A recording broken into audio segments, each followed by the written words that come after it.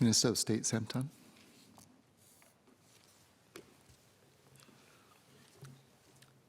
Mr. Chairman, Minister and Second Minister for Manpower spoke about the need to transform and grow and to adapt and grow. In line with these efforts, I will focus on how we will better support older and low-wage workers. I will also talk about promoting an inclusive, safe, and healthy workplace for our workers. So let me start with older workers, a subject that is very close to my heart. The employment outcomes of our older workers have improved over the years. The employment rate of older residents aged 55 to 64 has increased from 64% in 2012 to 67% in 2017. Older workers' employment rate is higher than our older workers' employment rate is higher than countries such as Australia, Korea, the US, and the UK. In fact, compared to the 35 OECD countries, Singapore is already ranked among the top 10. The unemployment rate of older residents has also remained low at below 3% over the last 5 years. This is comparable to the overall unemployment rate. This means that the vast majority of older residents in the workforce, in the labor force, who want to find a job, can find a job. And for those who need assistance to find a job, we will continue to help them through the Adapt and Grow initiative.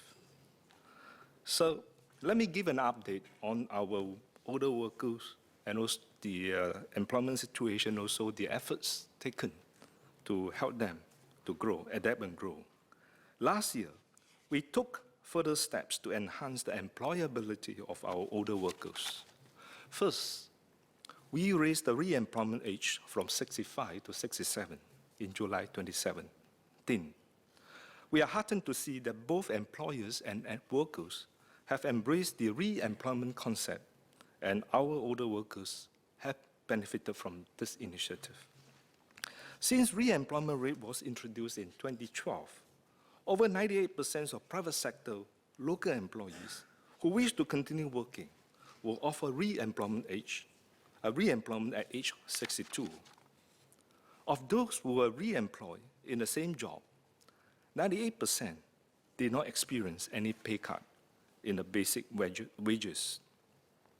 Second, we extended a special employment credit scheme, or SEC, which provides wage support to employers who hire older workers.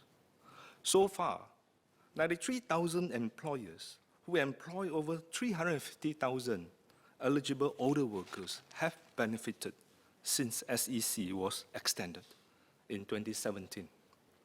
And since 2011, over $3 billion of SEC has been paid. While results are encouraging, we hope to even do more and better. Hence, one key priority is to ensure that both jobs and workplace become more conducive for our older workers. And we agree with Dr. In Tan and Mr. Chen Xiao Mao on the importance of job redesign. It can transform work processes for older workers, which Ms. Jessica Tan has also brought up. To encourage adoptions of job redesign, we enhanced WorkPro in 2016 to provide more generous funding of up to $300,000 per company and to complement other capability development grants. Since WorkPro's enhancements, WSG, NTUC-E2I, and SNAF have funded more than 650 companies, and then more than 650 companies have tapped on the funding support, benefiting more than 10,000 older workers aged 50 and older.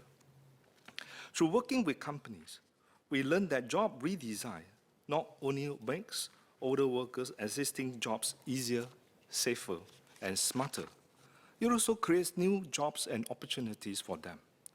One example is Madam Toh Kim Pong, a 69-year-old employee at Goodwood Park Hotel. In the past, 2 younger employees were needed to transport linen to the laundromat. To do this, they have to push trolleys manually, carrying up to 100 kg on linen, up a steep slope and across an open-air car park. Because of her age, this was a task that Madam To could not do. The hotel then decided to tap on WorkPro to introduce motorized trolleys and train older workers like Madam To operate them. As a result, Madam To is now able to take on the new task previously too strenuous to her. And this has also led to a wage increase for her. Given the success story of Goodwood Park Hotel, I encourage more companies to make their jobs age-friendly through the WorkPro Job Redesign Grant, which is part of the LED scheme mentioned by Second Minister earlier. This will also support the growing pool of older Singaporean workers. So I would like to talk about age-friendly workplaces now. Mr. Chong Ki-hyong and Ms. Cheryl Chan have asked about age-friendly workplace practices. Mr. Patrick Tay and Ms. Ting Pei Ling also surfaced this issue of ageism. Tripartite partners share these concerns too and have been working hard and taking measures to address them. And we all agree that what we should all do is to work towards a workplace culture where our older workers feel valued and companies think about the needs of older workers when they put in place policies and practices. In fact, employers are recognizing the benefits of having age-friendly and inclusive workplace practices. According to a 2016 survey by the Tripartite Alliance for Fair and Progressive Employment Practices, or TAFEC in short, 7 in 10 employers are willing to redesign job scopes to accommodate older workers. Still, there is room for improvement. So I'm happy to report that the tripartite partners have developed a tripartite standard on age-friendly workplace practices. These tripartite standards will promote inclusive workplaces that meet the specific needs of older workers. More details will be shared later when the standard is launched next month. As we continue to encourage inclusive behavior, we will also take action against discriminatory practices. So in Singapore's manpower policy, there's no place for age discrimination in our workplaces. To counter any age discrimination in our workplaces, TAFEC looks into all age discrimination complaints, and MOM will not hesitate to take enforcement actions against errant companies who discriminate against older workers. Now let me talk about our support for low-wage workers. So this government pays particular attention to low-wage workers. We strive to uplift their wages, enhance their employment conditions, and improve their lives, even as they work hard and make an honest living. And we do this in 2 ways. First, through block-based efforts, and second, through additional support for specific sectors. Let me talk about the broad-based efforts.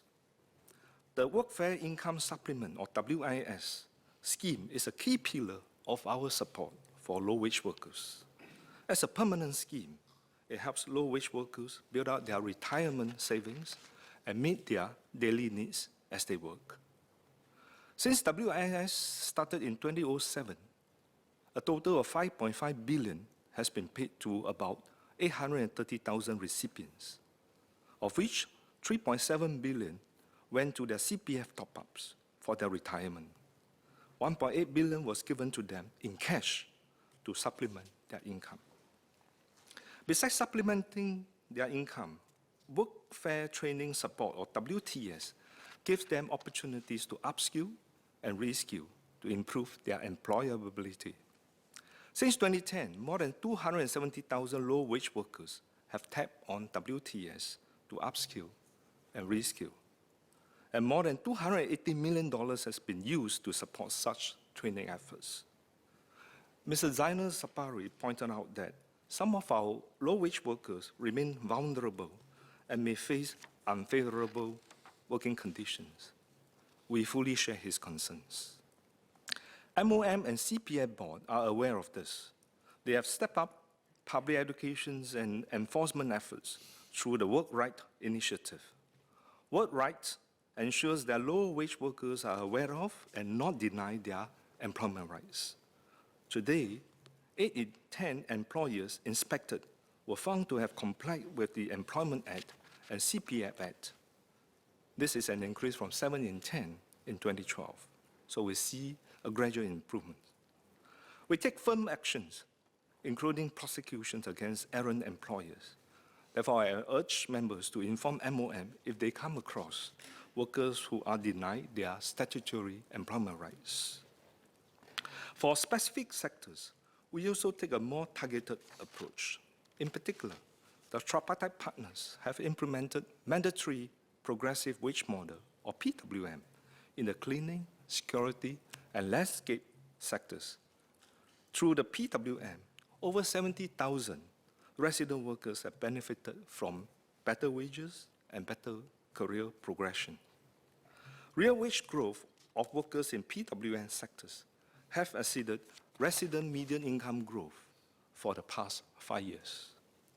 Now, workers in these sectors also have clear progression pathways that commensurate with their skills and competencies.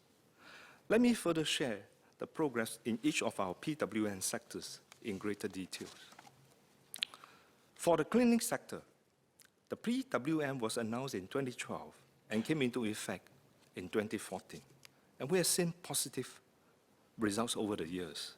From 2011 to 2016, the real median gross wages of full-time resident cleaners grew by about 5.7% per annum. We enhanced the cleaning PWM in December 2016 to increase their wages further. And more than 41,000 cleaners can benefit from an increase in the PWM basic wages between 3.4% and 4.6% per annum for 6 years, from July 17 onwards. And from 2020, cleaners will also enjoy the mandatory annual bonus equivalent to at least 2 weeks of monthly basic wages. Similarly, we have seen good progress for security officers since the PWM was launched in 2014 and implemented in 2016. The real median gross wage of full-time resident security guards grew by 6.4% per annum from 2011 to 2016. The tripartite partners worked together to further enhance the security PWM in November 2017.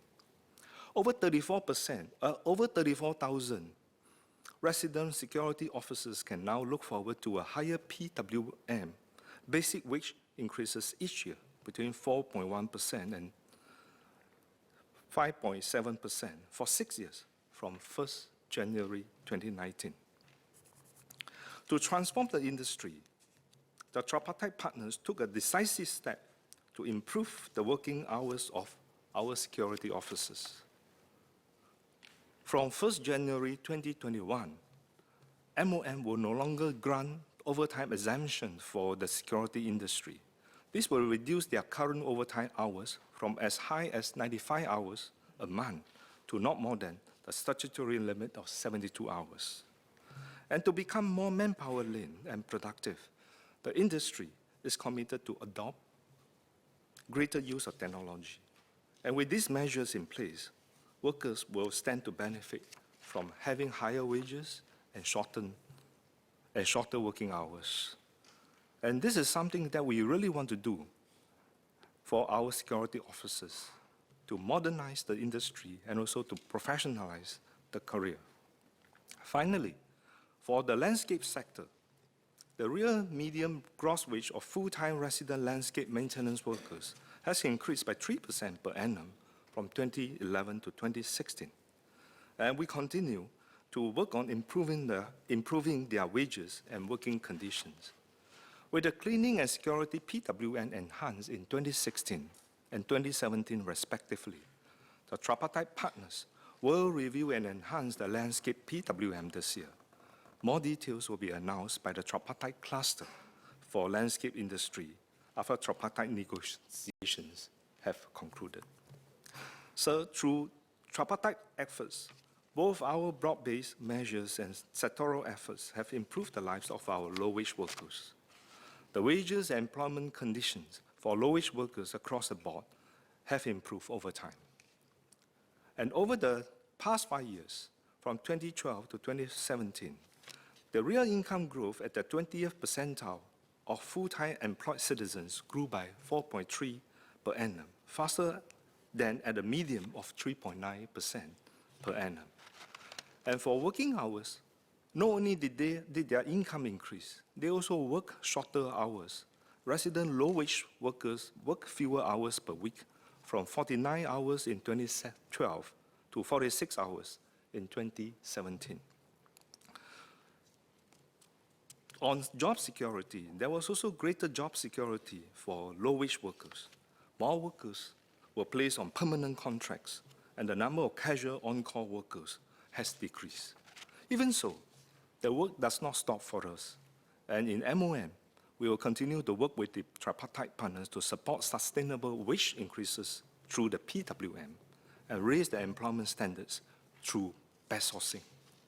Given the good progress in the 3 PWM sectors, we want to see further adoptions of PWM in other sectors. The PWM model can benefit workers beyond low-wage workers to other rank-and-file workers as well. As a start, leave firms and unions are working with BCA to introduce a voluntary PWM for leave technicians. This is especially with a growing demand for leave technicians in Singapore. MOM will support them in this effort. More details will be announced by the industry when ready. MOM also stands ready to support tripartite partners to develop and adopt PWM voluntarily for all the other sectors. Second, the government will further safeguard the basic employment rights of outsourced workers in the cleaning, security, and landscape sectors.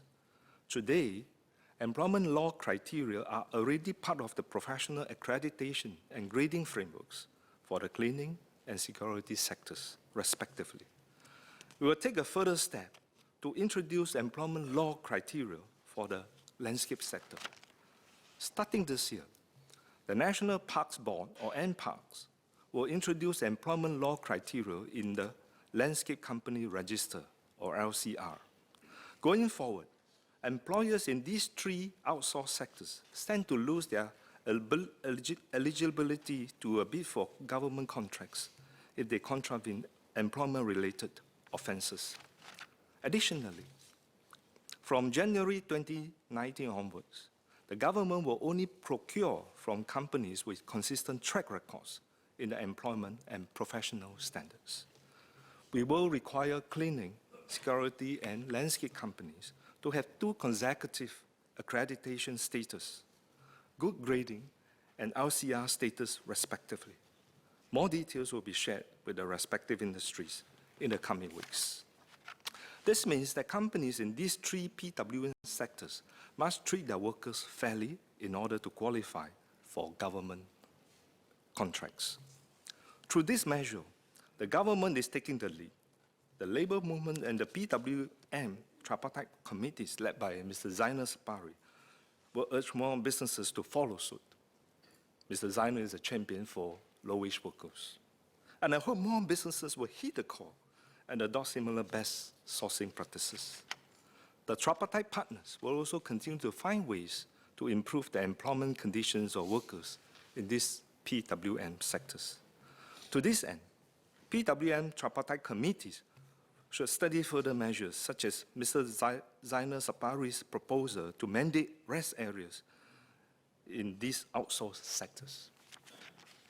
Mr. Zainal also asked to compel employers to pay for outpatient treatment for low-wage workers. However, our worry is this.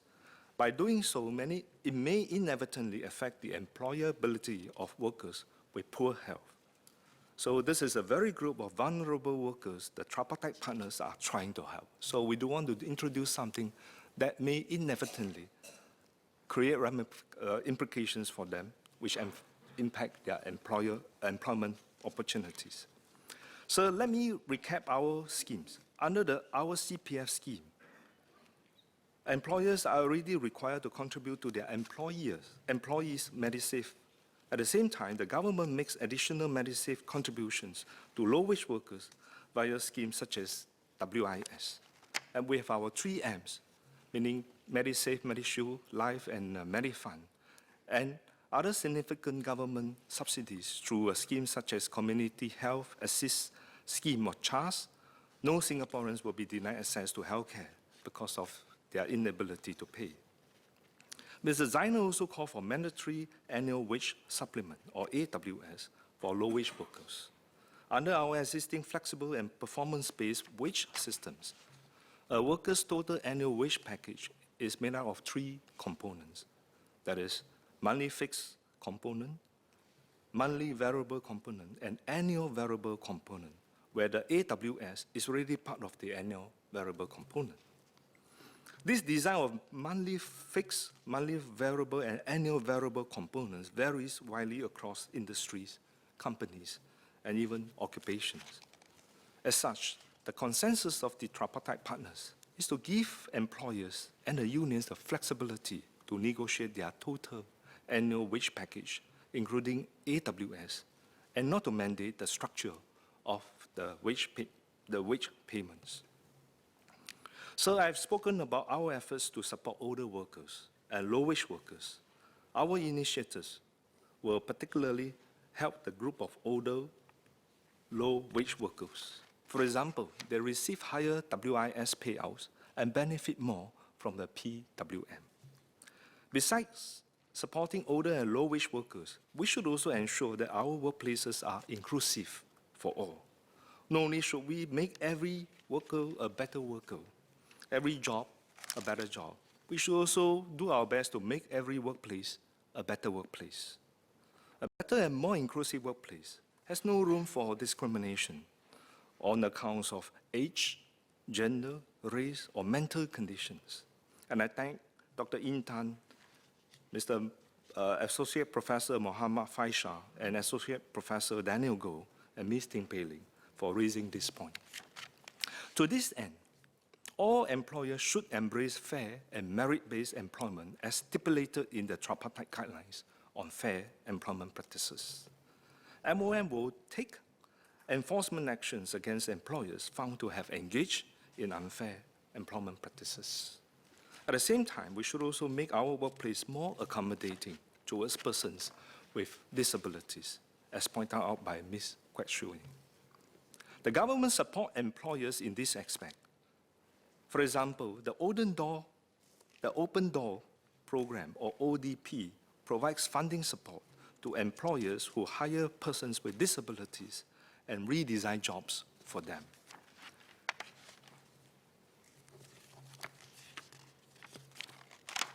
And Mr. Melvin Yong, Mr. Kok Heng Luan, and Mr. Louis Ng asked about protections and measures in place for our migrant workforce, including electronic payment of salary, employment contracts, and recruitment practices. We are fully committed to protecting the well-being of our foreign workers. There are laws and policies for areas including salary payment and local employment agencies fees. By law, foreign workers are to be issued the Key Employment Terms, or KETs, within 14 days of arrival. The KETs state clearly the employment terms, including working hours, leave benefits, and the salary amount. It is an offense under our law for employers to reduce the salary from what is stated in the in-principle approval letter, or IPA letter, without the workers' written consent. To limit financial burden on workers, local employment agencies are also prohibited from charging foreign workers recruitment fees more than 1 month of the salary per year of service. We also ensure that foreign workers know their rights and responsibilities, and we assist them proactively when they need help. We work with our partners, for example, the Migrant Workers Center, NWC, to educate both workers and employers on the benefits of salary e-payment. The NWC also assists foreign workers with valid salary claims to seek employment. Finally, Mr. Melvin Yong has spoken on workplace safety and health. 10 years ago, we set ourselves a WSH 2018 target of reducing the workplace fatality injury rate from 2.8 per 100,000 workers in 2008 to 1.8 by 2018. I'm happy to report that we have made significant progress thanks to the efforts from the tripartite partners, WSH Council, WSH professionals, and workers. Our workplace fatality rate dropped to 1.2 last year. As mentioned by Minister Lim Swee Say just now, this is the lowest rate recorded for the whole workforce. But we should not be complacent. We are still lagging behind other countries with a workplace fatality rate of less than 1. We can still do more. Over the next 10 years, we must aspire to provide our workers with workplaces that are among the safest and the healthiest in the world. To do so, we need new breakthroughs in our strategy. We should chart out a comprehensive plan for WSH development over the next 10 years. To do this, I'm pleased to announce that we will convene a new WSH 2028 Tripartite Strategy Committee, or WSH 2028 Committee in short. This committee will comprise leaders from the industries, unions, and key players in the WSH landscape, and it will consult widely in the course of its work. It will be chaired by Mr. John Ng, CEO of Singapore LNG Corporation, who is also a WSH Council member. Mr. Melvin Yong has given good ideas on how to improve our WSH programs, such as near-miss reporting, WSH representative in companies, and many others. The WSH 2028 committee will study all these suggestions in the course of its studies. While the WSH 2028 committee will formulate specific recommendations, I will now want to take this opportunity to sketch out broad areas that the committee will look into. First, we will find ways to strengthen WSH ownerships among companies and workers. This means that being self-motivated to improve WSH, the committee will study how we can influence everyone, from C-suite executives to rank-and-file workers, to being more committed to WSH. Second, we should increase integrations of workplace safety with workplace health as part of the total WSH, or total wish in short. Improving both workplace safety and workplace health is important because they reinforce each other. And we will study further ways to help companies detect and reduce both safety and health risks. Third, we need to deepen WSH capabilities of companies and workers, such as by raising competencies of WSH professionals and improving quality of WSH training providers. Fourth, we want to strengthen partnerships with different stakeholders to promote and reinforce positive WSH behavior. This includes having insurers price premiums more accurately based on claim histories by companies, and technology companies providing solutions to detect risky work solutions, hospitals reintegrating injured workers as part of the Return to Work program. Lastly, the committee will review the regulatory regime to ensure that it remains effective without excessive burden on compliant companies. The committee will consider ideas such as differentiating our enforcement approach based on firms or companies' past track records. The WSH 2028 committee will start work in April and intends to complete its report in a year's time. In conclusion, Mr. Chairman, I have outlined the key efforts of MOM in supporting older and low-wage workers and promoting inclusive, safe, and healthy workplaces. And through our tripartite efforts, we have made encouraging progress in these areas. But as we always say, is that we are not satisfied with what the progress has been, and we always look for new areas for improvements. So we will press on with our efforts to make Singapore a great workplace for all our workers. Thank you.